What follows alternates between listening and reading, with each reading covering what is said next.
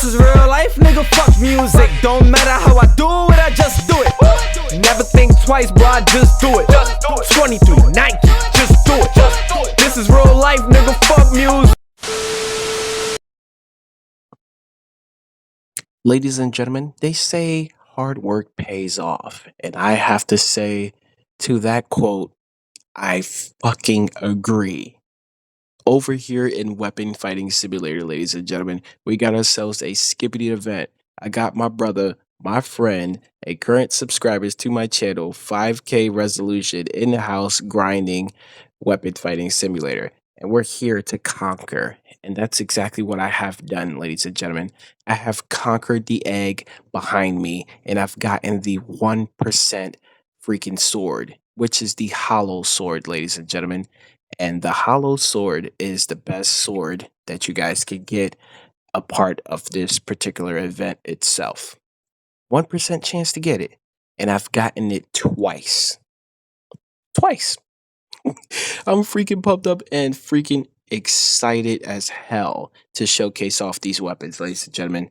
Now, be sure to smash the like button on this video and subscribe to my channel if you guys are new here watching for the very first time. And comment down below, if you follow the series, which side are you on? Are you on the cameraman side or are you on the skibidi toilet side? Leave a comment down below. Now, ladies and gentlemen, a lot of Roblox games are starting to add skibidi events to their criteria. But when it comes down to overall quality of what we're getting, Weapon Fighting Simulator has given us full-fledged scale models as swords, meaning arms and legs, along with the jetpack, is what you guys are going to be given in this particular game. Now let's take a look at the swords, because you're probably wondering, are they good? Are they even worth farming? Yes, yes, and yes. Now, I also want to point out that these weapons are non-tradable. So if you're looking to go to the trade plaza and get yourself some jade, you can't trade these weapons. Also, another thing to point out about this limited time event, ladies and gentlemen, these particular swords are going to scale to a player status. So if you are a newbie, the swords are going to be on newbie status. If you are a middleist, meaning you're in the middle, it's going to be on a middleist status. And if you're a pro, such as myself, you made it to the last world, you have almost every sword in the game, then this is going to scale to the pro level status. And a pro level status sword is going to look like this. 25.6Z for the Titan TV Man. It's a hollow sword. This is a new type of tier for a sword that they added to the game itself. We're going to go ahead and equip that. And we're also going to equip the Titan Speakerman. He's an exotic. Still good. Take a look at these freaking swords, bro. Arms and legs. And attention to detail as well. Look at the little angry face on this monitor that he has right here for his face. And then look at the Speakerman. Look at his jetpack, bro. That is high quality. That is close attention to detail. You could tell that the developers behind this, the creators, the builders, everybody that's working on Weapon Fighting Simulator, they obviously follow the series. And being able to implement and bring that over into their Roblox game and pay close attention to detail is just really extraordinary. And I have to applaud them for that. Like, look at the little angry face. Do you guys remember that episode when he got mad? He took down a bunch of toilets and then more happened to show up along with the parasited controlled Speakerman. So he just got angry, just like, oh my God, now I have to fight even more, you know? And it kind of makes me wonder, like, is the TV man going to eventually just say, F you guys, you're doomed because there's too many of these toilets? They keep coming back stronger and stronger and stronger. After every single battle, they take their losses and they're adding it to their criteria. You know what I'm saying? Every time they lose to something, they add a little bit of that loss to their next fight attempt. So, as we saw in the last one, they lost to the female TV and she was spitting out fire. So now these toilets are spitting fire. They're blinded in their eyesight. They can't hear anything. They got these nails shoved into their ears. Their toilets have been increased like twice the size. And they're also adding the detached parts of cameramans that they killed to their toilets to amplify that skippity noise that they make. So it's really, really crazy the direction that the series is going in, but it's definitely a series that you guys don't want to miss on YouTube. This is must see TV, but coming from YouTube, obviously. And the episodes are very, very short and it leaves you wanting more. And this guy, he delivers because these videos are like dropping almost every day. So it's insane.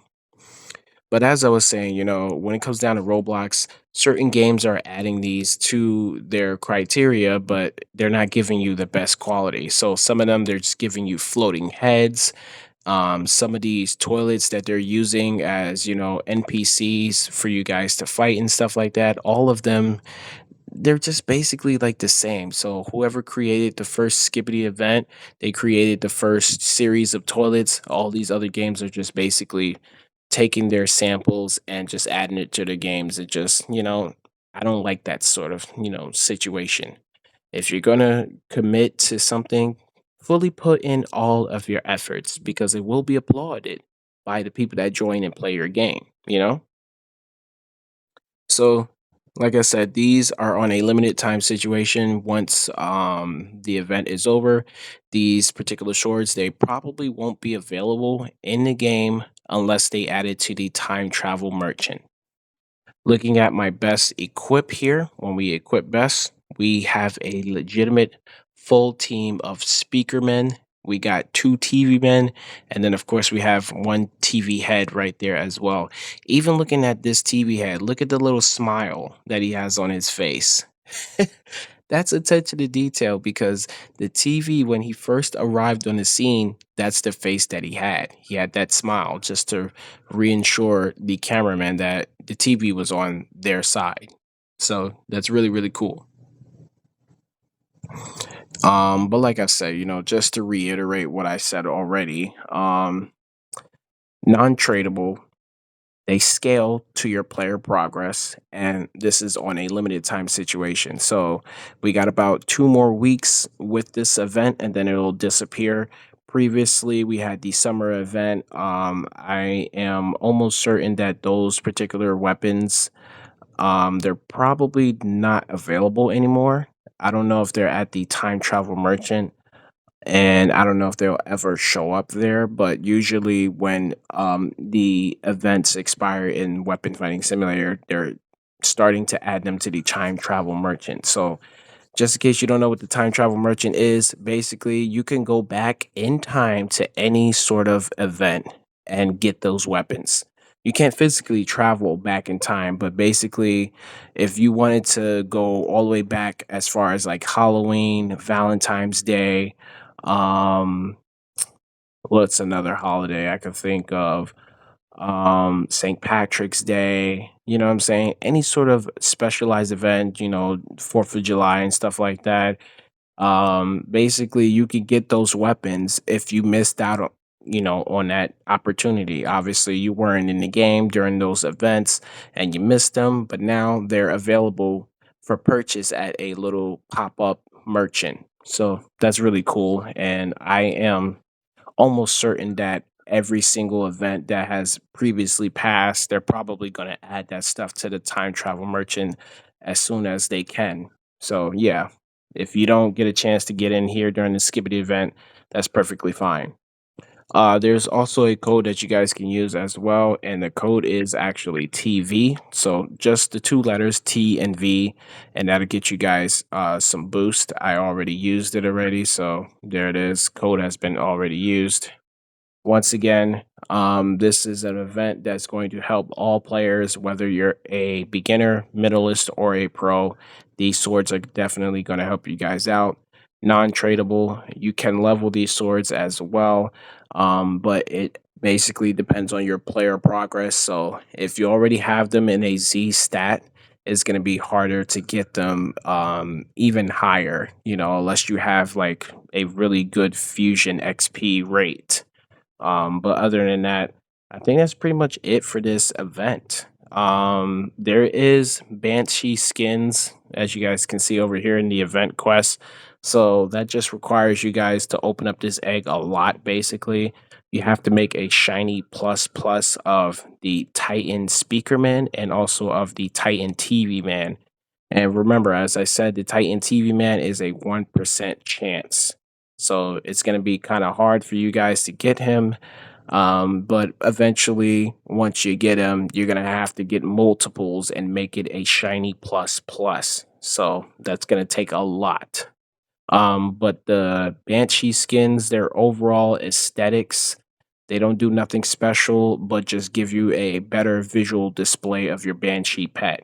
So if you are tired of looking at the creature side of your Banshee pet, you can go ahead and give them the limited time event Banshee skins, and now you'll be walking around with a Titan Speakerman or a Titan TV Man Banshee pet. But nothing else changes about it. Just overall, the concept, the look of the pet just changes, not the statistical stats. They stay the same. But with that being said, ladies and gentlemen, I'm going to end off this video, and I'll catch you guys in the next one. Peace. Hey, yo, what the fuck? That was totally wicked! No matter how I do it, I just trying to make my mama proud of me. I hope my mama proud of me, cause I dubbed college just so I could focus on a dream. I know my mama died of me, salute me, nasty down with me. Now two bros going back and forth, sibling rivalry. This how I gotta be, do numbers like the lottery. The coldest every winter, every summer, nothing hot as me. And if I spring up, bet my nigga on the side of me, ready for